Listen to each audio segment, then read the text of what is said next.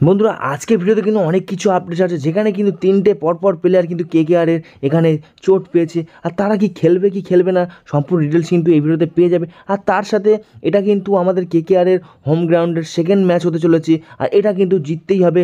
এই ম্যাচটা ছিল লখনৌর সাথে হবে, আর যেহেতু রবিবারে খেলা অবশ্যই কেকেআরের কিন্তু প্রচুর ফ্যান ফলোয়ার্স থাকবে, আর সেই জন্য কিন্তু কেকেআরকে ম্যাচটা জিততেই হবে।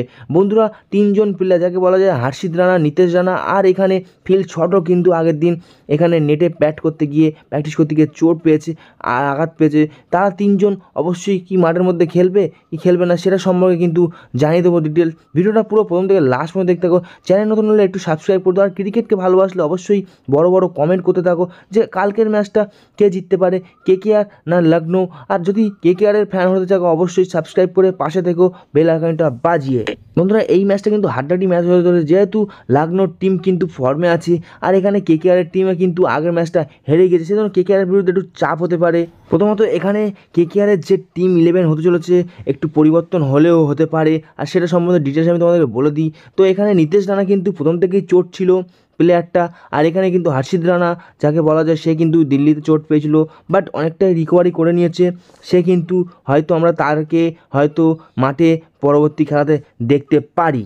বন্ধুরা এখানে লখনৌর সাথে যে ম্যাচটা হতে চলেছে সেই ম্যাচে কিন্তু নিতেশ রানা, অনেকেই বলছিল যে ভিডিও করে যে নিতেশ রানা হয়তো খেলবে, বাট আমরা কালকে প্র্যাকটিসে দেখতে পেয়ে গিয়েছিলাম একটু ছোটো ক্লিপে কেকেআরে, সেখানে কিন্তু নিতেশ রানা এক হাতে প্র্যাকটিস করছিল। প্র্যাকটিস হয়তো জয়েন হতে পেরেছে, বাট এক হাতে প্র্যাকটিস করছিল আর আঙুলে ব্যান্ডেজও করা ছিল।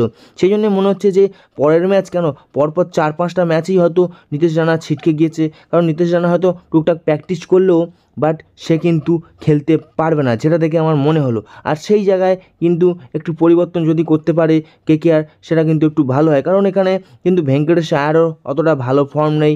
আর এখানে যাকে বলা যেতে পারে আরও একটা ভালো প্লেয়ার যদি ওখানে অ্যাড করা যেতে পারে অবশ্যই কিন্তু ভালো হয়। তোমাদের কি মনে হয় কমেন্ট বক্সে জানাতে ভুলো না। বন্ধুরা এবার ফিল সল্টের বিরুদ্ধে আসি। ফিল সল্ট কিন্তু এখানে আগের দিন কিন্তু আমাদের নেটে ব্যাটিং করতে গিয়ে হালকা একটু আঘাত পেয়েছে, তারও কিন্তু ফিঙ্গার আঘাত।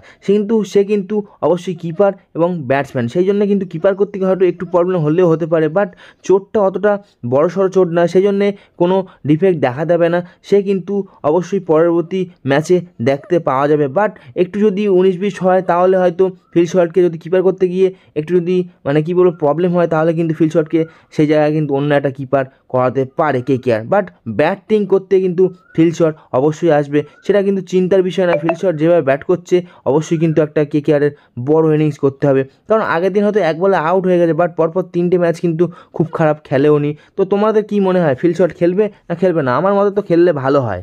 তারপরে আমরা এখানে যদি একটুখানি কেকেআরের টিমটা দেখি একটু সাজে গুছিয়ে, তো কেকেআরের টিমে হয়তো অবশ্যই একটা প্লেয়ার চেঞ্জ করা উচিত যে পজিশনটা, সেটা আমি দেখছি ভেঙ্কটেশ আয়ার। কারণ ভেঙ্কটেশ আয়ার কিন্তু পরপর 3টে ম্যাচে ফ্লপ গিয়েছে, খুব খারাপ কিন্তু খুব ভালো কিন্তু ব্যাট করতে পারেনি সেই দিক দিয়ে। সেই জায়গায় যদি অবশ্যই যদি কেকেআরের মনীষ পান্ডেকে একটু নেওয়া যায় তাহলে কিন্তু ভালো হয়। তোমাদের মধ্যে কী মনে হয়? কারণ মনীষ পান্ডে একটা এক্সপিরিয়েন্স ব্যাটসম্যান, খুব ভালো ব্যাটসম্যান, অবশ্যই কিন্তু তাকে নিলে একটু ভালো হয়। তো আমরা একটু টিম 11টা দেখে নেবো একটু।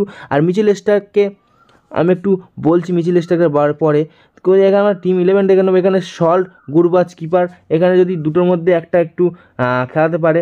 তারপর 2 নম্বরে এখানে সুনীল নারিন, 3 নম্বরে অঙ্কুশ রঘুবংশীর জায়গাটা পুরো পাকা হয়ে গেছে, 4 নম্বরে শ্রেয়স আয়ার, 5 নম্বরে ভেঙ্কটেশের জায়গায়, আর এখানে কিন্তু যাকে বলা যাতে মনীষ পান্ডে, আর 6 নম্বরে রিঙ্কু সিং, 7 নম্বরে অ্যান্ড্রে রাসেল, 8 নম্বরে রমনদীপ সিং। এই জায়গাটা যদি একটু ভাবা যায়, কারণ রমনদীপ সিং কিন্তু খুব ভালো পারফরমেন্স দিতে পারছে না, একটা ম্যাচ ছাড়া 3টে ম্যাচ কিন্তু ফ্লপ হয়েছে। 9 নম্বরে মিচেল স্টার্কের জায়গাটা একটুখানি বলি একটু, জাস্ট মিচেল স্টার্ক কিন্তু অতটা ভালো ফর্ম নেই, কারণ একটা ম্যাচ ছাড়া 3টে ম্যাচে কিন্তু ফ্লপ হয়েছে। বাট গৌতম গম্ভীর কিন্তু এখানে মিচেল স্টার্ককে আরও 3-4টে ম্যাচ খেলিয়ে দেখবে যে মিচেল স্টার্ক আর একটু আরও কতটা ভালো পারফরমেন্স দিতে পারে। আর 10 নম্বরে হর্ষিত রানা তো যেহেতু ফিরেই আসছে, আর এখানে 11 নম্বরে কিন্তু বরুণ চক্রবর্তী ফিরেই আসছে। আর এই দিক দিয়ে কোনো দেখার দরকার নেই, কারণ এরা দুজন মোটামুটি ঠিকই আছে। হর্ষিত রানা যেহেতু ফিরে আসছে বোলিংটা একটু স্ট্রং হবে, আর ইম্প্যাক্ট প্লেয়ার আসবে এখানে কিন্তু বৈভব অরোরাকে খেলাবে। তোমাদের কি মনে হয় কেকেআরের এই টিমটা ঠিক আছে? ঠিক থাকলে অবশ্যই কমেন্ট বক্সে জানাতে।